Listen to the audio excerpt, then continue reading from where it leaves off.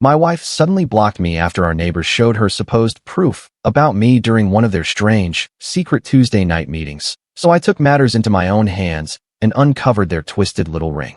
2 years later, she's still trying to recover from the lies they planted in her head. As Mr. Petrov settled into our tranquil community, I was cleaning my vehicle in the driveway, observing the removal van approach the corner residence that had stood unoccupied for a long time. He emerged, and an unsettling sensation immediately came over me. It was further compounded by his consistent avoidance of direct gaze. Tanya, from a couple of dwellings away, had already begun her approach with her renowned welcoming treats, but she halted abruptly upon seeing his countenance, her cheerful expression fading before she spun around and practically sprinted back home. My mobile device began vibrating intensely, and when I looked at the local group message, Tanya had already written, "Oh my goodness, just searched our new resident, Petrov. He's listed on the SX offender registry." The communications erupted with disbelief and fury. Moments later, Barb, our homeowners association leader, announced an urgent gathering at her place. My spouse glanced at my screen, clutching my arm and stating, "We must attend this assembly." That night, more than 24 residents filled Barb's living space. Barb circulated printed registration documents, indicating the transgression involved a minor 2 decades prior. Yet, is further information truly necessary when our youngsters pass by that dwelling daily? Her partner examined Zillow on his computer as residents voiced their anxieties, and one parent declared his intention to install surveillance equipment. The following morning, my teenage son, Reggie, aged 16, mentioned assisting a new resident with a container, noting the man appeared pleasant yet profoundly melancholic. My wife interrupted him, inquiring if he had conversed with him unchaperoned, then began scrutinizing Reggie as if he had encountered a hazardous substance. She instructed him never to approach that residence again, not even to traverse that side of the thoroughfare. Reggie remarked that the individual simply seemed isolated. She retorted sharply that solitary men who harm youngsters invariably appear amiable. The isolation commenced instantly, with mothers crossing the road whenever Petrov passed, and his greetings were met with quietude. Children began challenging one another to ring his bell and flee. I also observed his food deliveries vandalized on his veranda. One morning at the canine park, I witnessed his arrival with an aged golden retriever, prompting every other owner to immediately secure their pets and depart. A woman audibly declared, "I don't feel secure with him present," leaving Petrov standing by himself, tossing a ball for his bewildered canine. The pivotal day occurred when the elderly Mr. Warner suffered a cardiac incident while gardening, and Petrov, being nearest, rushed over without hesitation, administering cardiopulmonary resuscitation while Mrs. Warner contacted emergency services. However, upon the arrival of medical personnel, she ceaselessly shrieked, "Stay away from him," despite Petrov having already retreated, allowing the specialists to assume control. Subsequently, Barb publicized that a dangerous individual had made contact with her father, omitting any mention of his life-saving actions. My inquisitiveness intensified, leading me to conduct more extensive investigation, discovering his conviction occurred at age 19, involving a 17-year-old victim. Yet, I then uncovered a marriage certificate from a year later and a birth notification for his daughter in 2006. A chilling realization enveloped me upon finding the obituaries from 2020, revealing his wife and daughter had perished due to an intoxicated motorist. The entire situation transformed the evening my spouse was absent, leaving only Reggie and me. At 2300 hours, a sound of shattering glass emanated from the lower level. Peering out, I observed an unfamiliar pickup and, through the balustrade, discerned 2 individuals within our parlor. One wielded a crowbar, ransacking the area, while my mobile phone lay inert in the culinary space. My son awoke, and I softly instructed him to secure the entrance and conceal himself as footsteps ascended the staircase. I seized Reggie's baseball bat just as the trespasser forced open the chamber door. Abruptly, a cry from below resonated. "Law enforcement is en route." I recognized Petrov's voice. He had noticed the fractured pane and approached to ascertain our well-being. A resounding thud followed, causing the intruders to panic and flee. By the time I descended, Petrov was on the greensward, repeatedly vocalizing the vehicle's registration number and contacting emergency services from the grounds. Officers arrived swiftly, and Petrov provided an impeccable description, remaining to offer his testimony despite residents congregating and staring before silently departing. The subsequent morning, Barb appeared at my threshold, inquiring about my condition. Yet, before I could elucidate, she persisted, asserting, His nocturnal observation of your dwelling is atypical, and how did he chance upon them? Perhaps he was in league with them. By midday, she had convinced everyone that he had confessed to monitoring residences during the night, and individuals descended into paranoia, implying he was preying on the community. I prepared baked goods to express my gratitude, but my wife intervened, questioning my sanity. We debated until we reached a consensus to place them on his veranda. Subsequently, someone disseminated his professional address online, and his employer received inquiries concerning the hiring of dangerous individuals.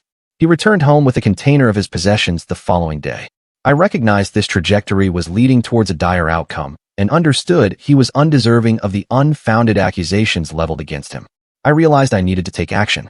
At 5 o'clock in the morning, I was startled awake by a scraping noise at my main entrance.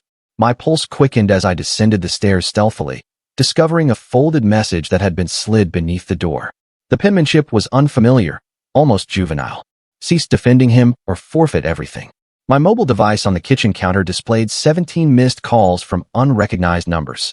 Each voice message contained only heavy breathing before disconnecting. I messaged Petrov, requesting to meet at the derelict service station on Highway 47.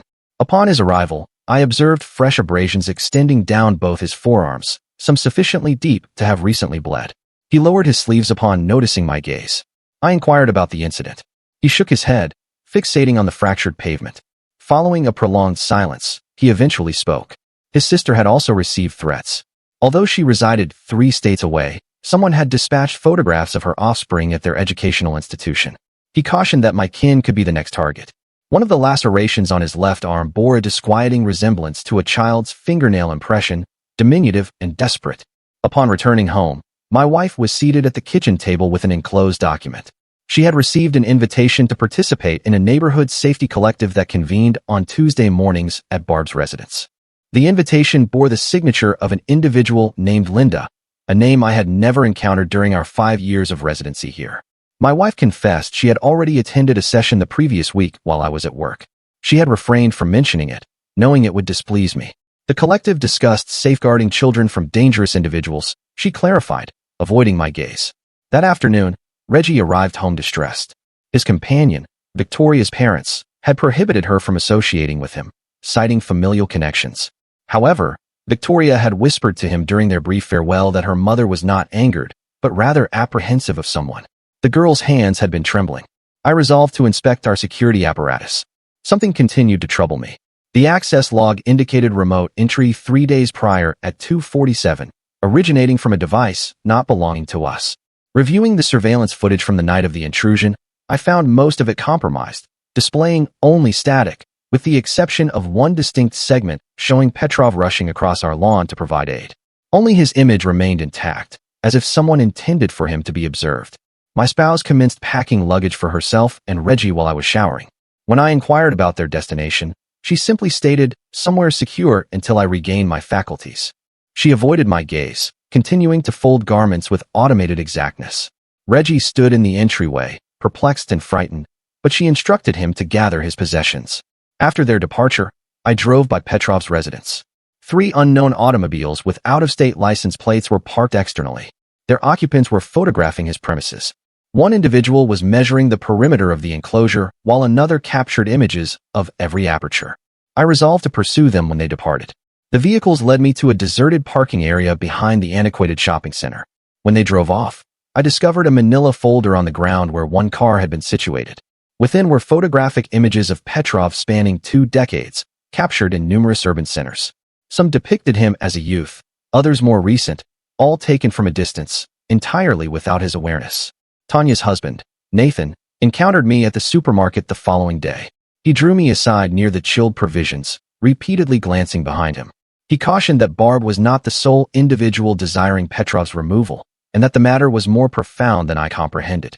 Before I could pose inquiries, he noticed someone observing us and hastily departed, abandoning his partially filled shopping cart.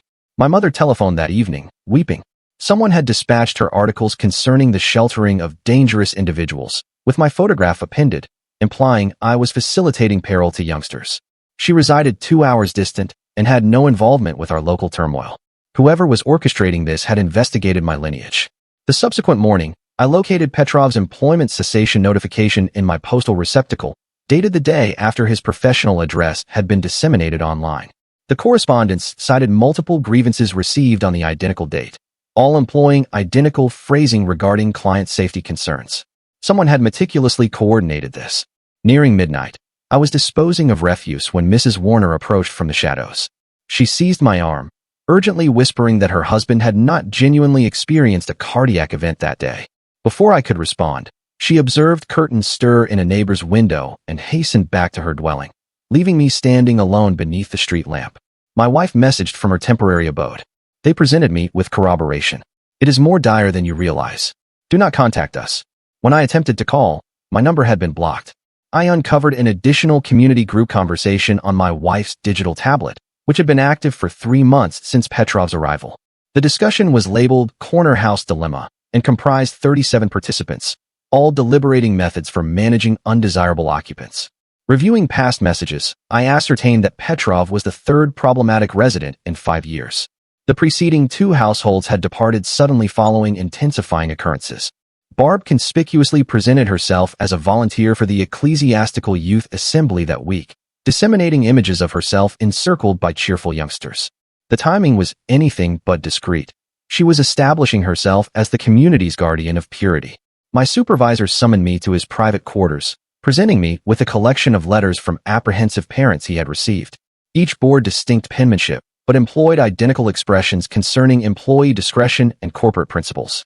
He stated he had no alternative but to place me on mandatory leave while an inquiry was conducted. Mrs. Chun, a resident for 4 decades, drew me aside during my nocturnal stroll. She murmured that the last family inhabiting the corner property had not relocated as commonly believed. They had vanished one evening, leaving all their possessions. The forwarding address they had provided was non-existent. She had attempted to locate them to return a borrowed volume and discovered they had simply disappeared. I commenced trailing Barb during my enforced leisure period. She met with an unfamiliar female at a downtown coffee establishment. This woman had resided in our vicinity 15 years prior, but now returned monthly for these assemblies. I observed from across the thoroughfare as she passed Barb a substantial dossier. Later that night, I sifted through Barb's refuse. Amidst the coffee residue and unsolicited mail, I found fragmented documents. Reassembling them disclosed references to surveillance duties and remuneration timetables. The woman was being compensated to monitor corner house inhabitants. Numerous addresses were enumerated, all corner dwellings in various communities across 3 districts. 3 distinct residents mentioned their young offspring had been experiencing nocturnal terrors concerning the bad man, although none of the children had ever engaged with Petrov. The youngsters utilized identical phrases when articulating their apprehensions, terminology too advanced for their developmental stage. I began recording the occurrences of harassment, discerning a consistent trend. Each event transpired when particular vehicles were absent from the vicinity, as though meticulously coordinated with specific timetables. A message arrived from Petrov's former colleague. They reached out to me as well. This extends beyond Barb. Unable to convene. It's unsafe. When I attempted to reply, the contact number was already inactive. Investigating property documentation unveiled that 5 households had abandoned the corner residence over a 12-year span. Each had endured intensifying persecution, commencing with deceased creatures on their thresholds, intrusions where nothing was purloined, youngsters ostracized at their educational institutions, and unidentified menaces. All had encountered some misfortune prior to relocating, including fatalities, marital dissolutions, or economic devastation. My wife's closest confidant, Catherine, confessed my wife was residing with a member of the collective, but declined to disclose the identity.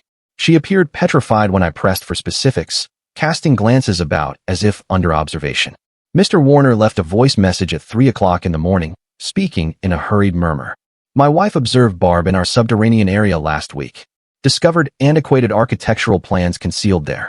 She's at her Tuesday morning devotional gathering tomorrow. Investigate then. The communication terminated abruptly. I realized my time was dwindling. Whatever was unfolding in our community was more extensive and deeply rooted than merely Petrov's appearance. The missive beneath my entrance had served as a caution, yet also an unveiling. They were structured, had been for years, and I was now their target for declining to cooperate. The unidentified message arrived while I was examining land registries at the public library. My device vibrated, displaying an image that sent a chill through me. Reggie stood in what appeared to be someone's sitting room, clad in attire I did not recognize. The accompanying text simply stated, "He is secure as long as you desist."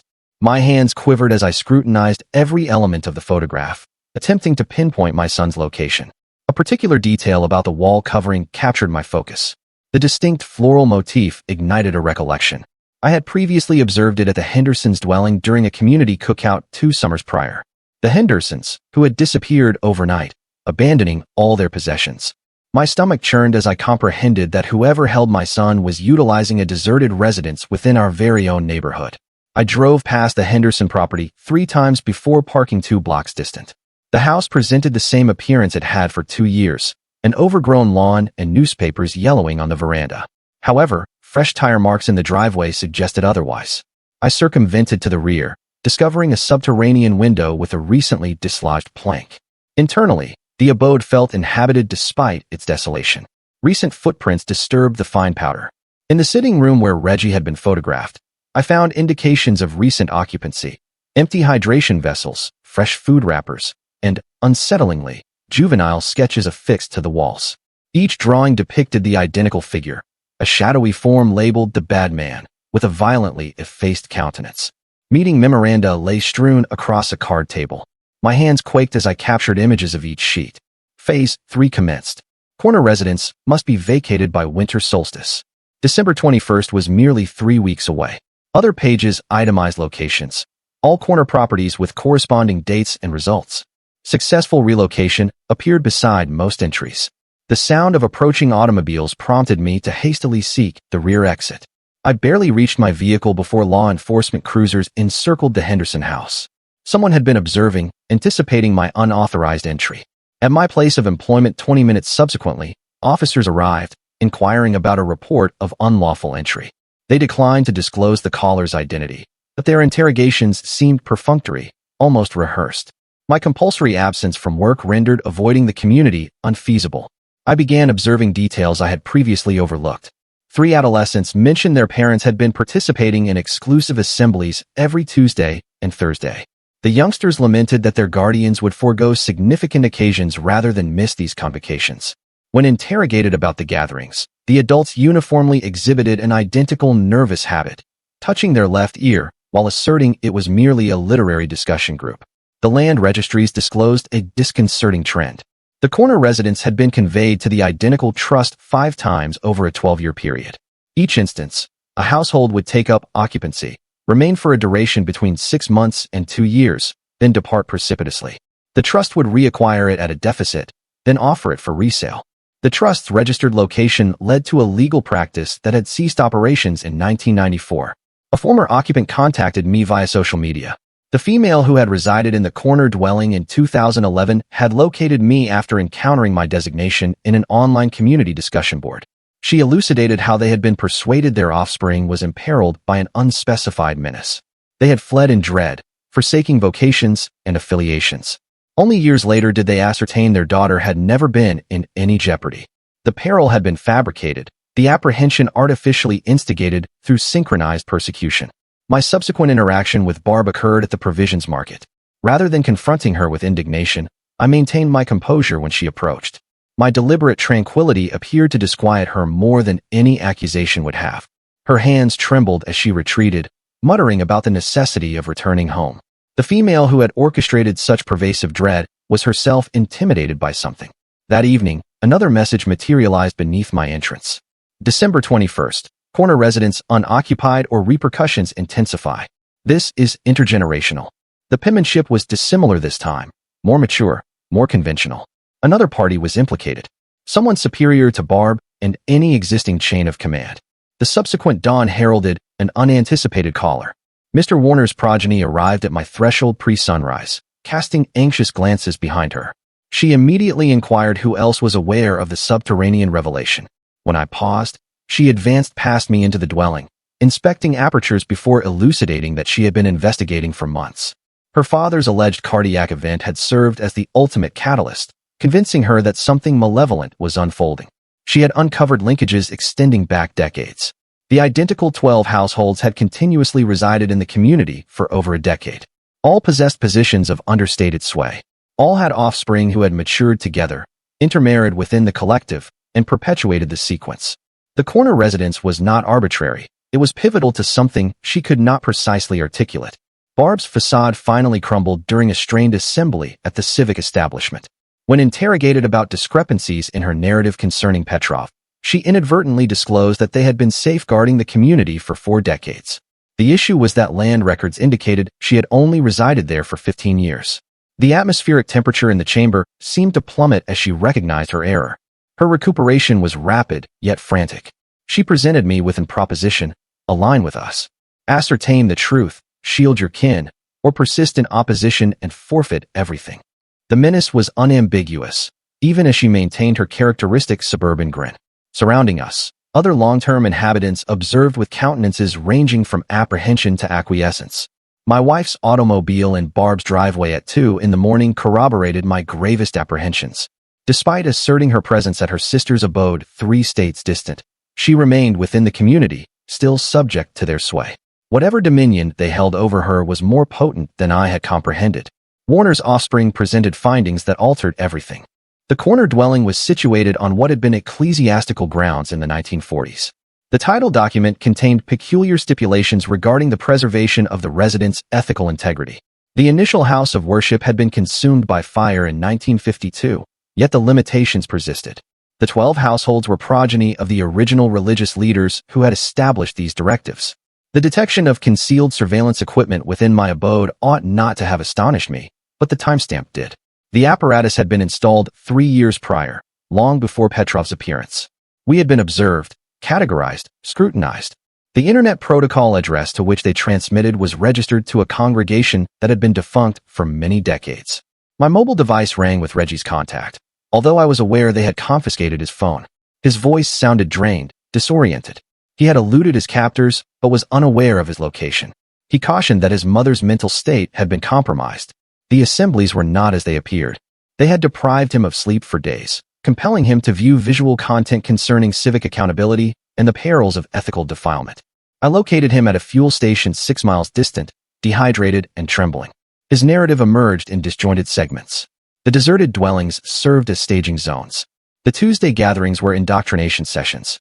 They had attempted to persuade him that I posed a threat, that Petrov was merely the most recent menace I had introduced into their hallowed domain. However, the ceaseless reiteration and sleep deprivation had proven counterproductive, enabling him to perceive the deception for what it was. Notwithstanding all circumstances, I could not flee. If we absconded like the others, another household would simply assume our position in the recurring sequence. The pattern would persist. Petrov would be expelled. The corner residents would claim fresh casualties, and the 12 households would perpetuate their distorted interpretation of safeguarding. Upon confronting Barb with the accumulated proof, she emitted a hollow laugh, devoid of her customary feigned cordiality. She conceded she was not in command, merely occupying a mid-level position at best. As she articulated her words, I observed countenances in every aperture of the adjacent dwellings. We were under the scrutiny of the entire collective. Surveillance recordings from various origins depicted an unambiguous scenario. The campaigns of persecution were orchestrated with military exactitude. Food deliveries were vandalized precisely at 1547. Menacing telephone calls were placed at synchronized intervals. Deceased creatures were deposited on thresholds at 0523. The timing was excessively flawless to be coincidental. Barb's spouse proved to be an unforeseen confederate. While she attended another assembly, he searched her secured domestic workspace. The filing cabinet contained exhaustive dossiers on every corner house household since 1987. Each document meticulously detailed their susceptibilities, their misfortunes, their breaking points. The dispassionate accuracy of the records was unnerving. Fissures emerged within the core of the 12 households. 2 pairs approached me independently, articulating a desire to depart, yet paralyzed by dread of the repercussions. They referenced signed admissions Barb possessed, documents capable of ruining their existences if disclosed. The intricate network of reciprocal extortion kept everyone confined within their designated functions. Proprietors of local enterprises confessed they had been menaced, served Petrov, and faced the exposure of fabricated confidences. One eatery owner had been informed that rumors concerning sanitary code infractions would be disseminated. A provisions market manager was threatened with allegations of improper conduct. All falsehoods, yet in a modest community, fabrications could devastate livelihoods. During an unguarded instant, Barb disclosed their fundamental conviction. The corner residence was tainted territory that drew in fractured spirits. By expelling the afflicted, They safeguarded the populace from spiritual defilement. The misconception was deeply ingrained, stemming from decades of intensified suspicion and biased interpretation of misfortunes. 5 distinct households approached me with 5 varying accounts of their involvement. One cited apprehension for their offspring, another referenced real estate valuations. A third alluded to ambiguous menaces, but all their narratives contained the identical phrase, "The bedrock necessitates it." None could elucidate the true nature of this bedrock. The initial development schematics unveil the conclusive enigma. Service conduits linked 3 dwellings, including Barb's, constructed in the 1950s for coal conveyance. They had purportedly been sealed, yet a fresh current of air indicated otherwise. The collective possessed actual subterranean linkages to traverse the community unobserved. Within the library's historical records, I located the newspaper excerpt that unified all information. Local youth vanishes following corner house event, dated October 1987. The boy's appellation halted my heart, Peter Petrov Jr. The present Petrov was not a random occurrence. He was the missing boy's nephew, having arrived to seek clarification regarding a familial calamity concealed for decades. My endeavors to shield local youngsters by enrolling them in educational institutions outside the district were met with unforeseen appreciation. 3 pairs of parents expressed their gratitude with tears, mentioning their liberation from an indefinable influence. The indoctrination was intergenerational, yet it could be disrupted. 7 households formally petitioned for an inquiry into the Homeowners Association's operations. Within a few hours, all 7 withdrew their grievances, attributing them to misapprehensions. The swiftness of their retraction indicated the immediate coercion exerted, yet their very attempt demonstrated that the apprehension was beginning to wane. Barb's own corroboration started to undermine her. The temporal markers on her surveillance images displayed improbable sequences. She asserted to have witnessed occurrences that transpired while she was verifiably elsewhere. Her collective's compulsive record-keeping was evolving into their vulnerability as fabrications accumulated. The direct confrontation I had been evading eventually arrived. Barb's customary suburban charm completely dissipated, supplanted by something archaic and repulsive. Her fury at my intervention was fundamental. She articulated concepts of purifying the terrain, of preserving integrity, of safeguarding the legacy established by their forebears. Even her confederates appeared intimidated by the metamorphosis. Investigations disclosed that 2 journalists had previously attempted to reveal this narrative, one in 1995, another in 2008. Both had perished in mishaps within months of their inquiries, vehicular collisions devoid of eyewitnesses. The recurring theme was evident to anyone prepared to observe. The library's historical records contained disparate elements of the 1987 occurrence: law enforcement reports, ecclesiastical bulletins, community collective minutes. Each source furnished segments that collectively depicted a communal shared delusion born from misfortune. A child's demise transmuted into a preternatural menace necessitating perpetual vigilance. An insurance adjuster's visit offered unforeseen corroboration. He noted that the corner dwelling generated claims every few years: intrusions, defacement, water damage, always submitted, always rescinded prior to examination. The recurring trend extended back decades, imperceptible to anyone not actively seeking it. Barb's immediate associates began to splinter when she was observed entering Petrov's grounds at 3 o'clock in the morning with land measuring apparatus. Her assertion of verifying property boundaries deceived no one. Whatever right or compulsion propelled her was intensifying beyond their threshold of comfort. The disclosure that my own kin had relocated here via the identical trust that governed the corner residents struck profoundly. We had not been arbitrary inhabitants. We had been chosen, cultivated, assessed. The 3-year-old surveillance devices within our abode implied we had been contingency prospects if the corner dwelling remained vacant for an extended period. In an instance of unanticipated compassion, I assisted Barb's spouse in shielding their offspring from their mother's sway. The youngsters mentioned mommy's special companions who visited nocturnally, individuals who instilled fear in them. Even within the 12 households, the subsequent generation was commencing to resist. 10 of the 12 principal families cast ballots to terminate their participation. However, the 2 absent households possessed pivotal votes, and their non-presence was conspicuous. Upon their return a week later, they asserted no recollection of the missing duration. Corresponding cicatrices on their left wrists intimated their absence had not been volitional. The reality concerning the initial occurrence surfaced through meticulous reconstruction. In 1987, influential households had concealed an unintentional fatality, transmogrifying misfortune into folklore. The deceased boy became an emblem of external peril. The corner dwelling where it transpired became accursed territory. Culpability transformed into virtuous safeguarding. Barb's ultimate desperate maneuver was to entrench herself within the corner residence. For 72 hours, residents reported hearing her on the telephone, making frenzied communications. When she reappeared, she clutched a ledger from the 1950s and asserted that the original foundational households had revealed the truth to her through antiquated papers. The community's endeavor to revert to normalcy faltered when peculiar insignia commenced manifesting on entrances throughout the vicinity. The markings were inconspicuous, readily overlooked, but adhered to a distinct configuration.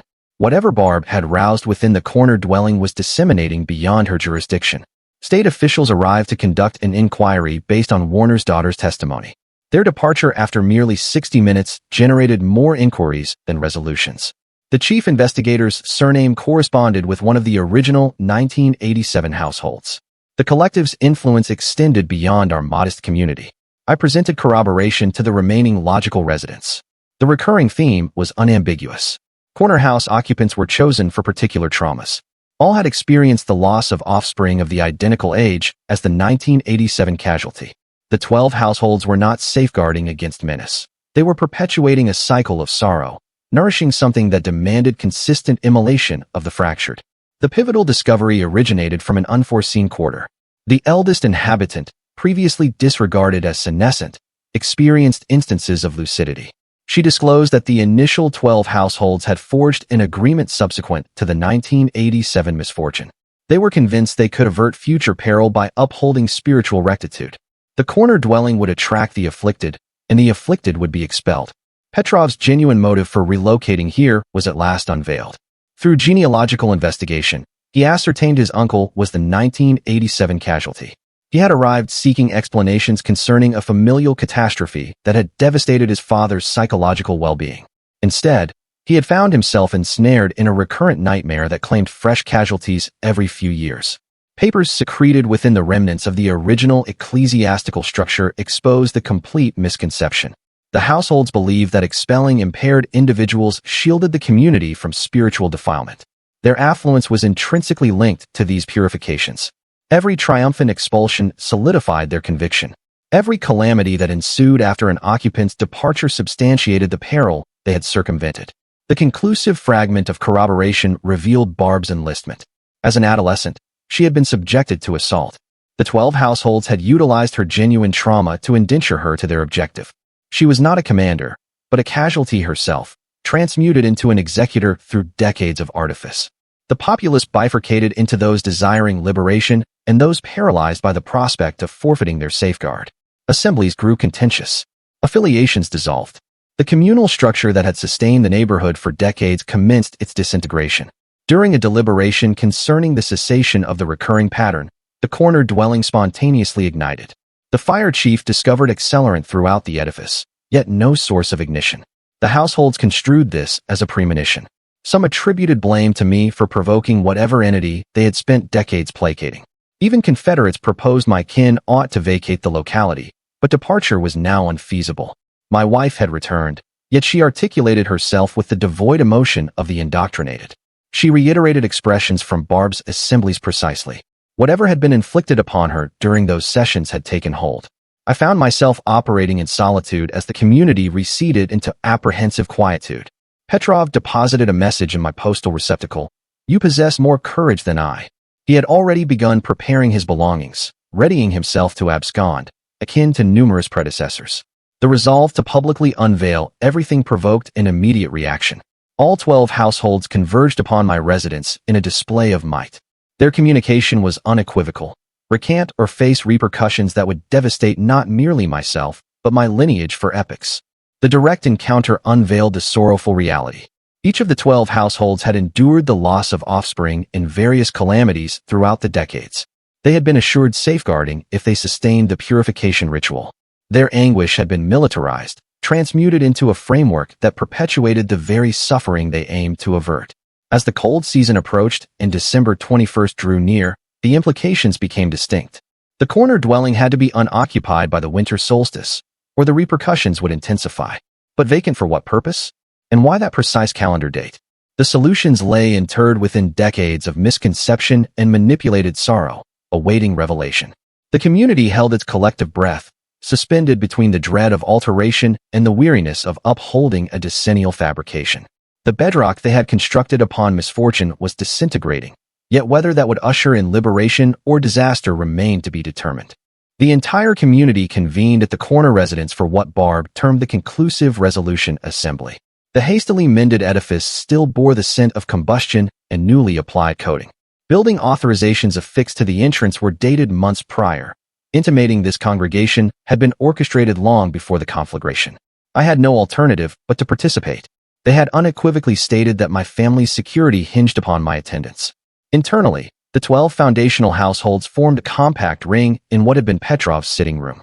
Barb stood at the nucleus, clutching the 1950s account book she had recovered during her 72-hour confinement. Her gaze possessed an intense quality I had never before witnessed. The other households observed her with a blend of veneration and apprehension. She commenced elucidating how the progeny of the original progenitors still exerted dominion over the community through the land trust. Their ancestors had conceived a principle of ethical rectitude that each successive generation was obligated to uphold. The corner dwelling functioned as a conduit, attracting the spiritually afflicted so they could be expelled prior to contaminating the community. The winter solstice signified the yearly reaffirmation of their compact. The reality concerning the intrusion finally surfaced. The trespassers were not arbitrary malefactors, but former occupants of the corner residence who had returned to caution Petrov. They had been endeavoring to rescue him from the hardships they had endured. The 12 households had orchestrated my participation, ensuring my presence at home to witness Petrov's intercession. They required the community to perceive him as a menace, even when he was providing assistance. Petrov remained silent in the corner, his shoulders bowed in resignation. When interrogated, he confessed he had arrived here hoping to unveil the truth about his uncle's demise in 1987. He had dedicated years to pursuing clues, following the path of shattered households who had absconded from this corner dwelling. However, he had underestimated the profundity of the conspiracy, the generations of indoctrination that safeguarded it. He displayed his left forearm, where a small congenital mark corresponded with the depiction in the 1987 law enforcement reports. He was unequivocally Peter Petrov Jr.'s nephew. The assembly reached its zenith when Barb demanded I make a choice. Join the Foundation and shield your kin, or resist and face utter annihilation. She gestured towards the other households, reminding me that they commanded local enterprises, possessed affiliations throughout the district, and had protected this community for decades. All that was required of me was to embrace my function in perpetuating the cycle. I rendered my verdict. From my outer garment, I extracted duplicates of every document I had amassed: land records, assembly memoranda, surveillance recordings, temporal markers, the 1987 law enforcement reports, everything. Yet, instead of menacing exposure, I handed the originals to Warner's offspring, who had been covertly documenting the entire assembly. She had already dispatched copies to state officials, meticulously selecting investigators with no ties to the founding households. The Federal Bureau of Investigation arrived within hours, not due to any theatrical conspiracy, but because the property trust had been avoiding fiscal obligations for decades. Pecuniary offenses, not preternatural convictions, would precipitate their downfall. The subterranean conduits chose that precise instant to give way.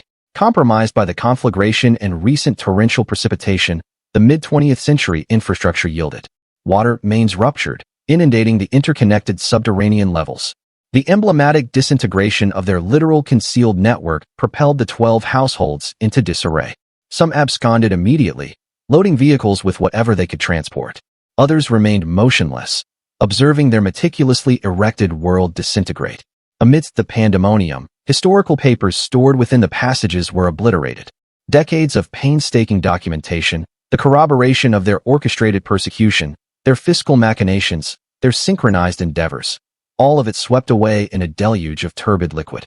The crimson clay sediment that effervesced through the street drainage apertures bore a disquieting resemblance to vital fluid, as though the very earth was cleansing itself of the contamination that had afflicted it for such an extended period. The 12 households dispersed. Some simply disappeared overnight, mirroring the pattern of the corner house occupants they had expelled. Others receded into their dwellings, declining to respond to entrances or communications. A select few endeavored to perpetuate the illusion that nothing had altered, appearing for their Tuesday assemblies at Barb's inundated residence, seated in waterlogged chairs, feigning the continued existence of the bedrock. Barb's ultimate stratagem occurred when she attempted to designate me as the new head. Standing within the dilapidated corner dwelling, she proclaimed to the remaining residents that I had demonstrated my merit by revealing the vulnerabilities within their collective. This was all part of the design, she insisted. The bedrock required nascent vitality, fresh guidance to steer them into the ensuing epic. Yet, her pronouncements were met with indifference. Everyone was too fatigued, too apprehensive, or too relieved to perpetuate the pretense. Within a few days, merely 5 households persisted in the community. All were recent entrants who had never been part of the exclusive cohort. Petrov and I stood in his vacated dwelling as he gathered his final possessions. He resolved to depart despite my endeavors to persuade him to remain. The corner residents had exacted too high a toll from his lineage. He could not linger in a locale so tainted by sorrow and misconception. Officials located Barb 3 weeks subsequently, aimlessly traversing the urban center with no recollection of the preceding 15 years. Medical practitioners diagnosed her condition as dissociative amnesia, precipitated by extreme psychological strain. Whether it was authentic or a deliberate evasion of culpability, no one could ascertain. She eventually secured employment at an artisanal goods establishment 3 townships distant, assisting patrons with memory album provisions, seemingly content in her tabula rasa existence. The municipality declared the corner dwelling uninhabitable and razed it within a month. No land developer would engage with the parcel despite its advantageous situation. It remained a vacant expanse, gradually being repossessed by verdure and indigenous flora. New households relocating into the community presumed it had perpetually been a modest recreational area. Offspring engaged in play there on balmy evenings, although some recounted peculiar murmurs emanating from beneath the surface when the air was motionless. The fiscal inquiry unveiled the magnitude of the clandestine operation, yet in the most unremarkable manner conceivable. Charges of tax avoidance, real estate deception, and misappropriation of funds were lodged against several foundational family members. No theatrical judicial proceedings or public spectacles, merely discreet agreements and compensatory disbursements. The land trust was disbanded, its holdings disseminated to settle outstanding fiscal obligations and punitive fees. My spouse's recuperation was gradual and partial. The indoctrination had penetrated more profoundly than I had comprehended. She underwent therapeutic sessions biannually, striving to unravel the intricate network of apprehension and erroneous convictions that had been implanted during those Tuesday assemblies. On certain days, she appeared to revert to her former self. On others, she would stand at the aperture, observing the vacant corner parcel with an inscrutable expression. She never articulated what transpired during those unaccounted for days, and I learned not to inquire. Reggie contended with nocturnal terrors for months. The sleep deprivation and psychological coercion had left indelible marks that could not be readily ameliorated. He transferred educational institutions, requiring distance from peers whose parents had been affiliated with the 12 households. His academic performance declined, but gradually he commenced his reconstruction. He never discussed his period in the Henderson dwelling.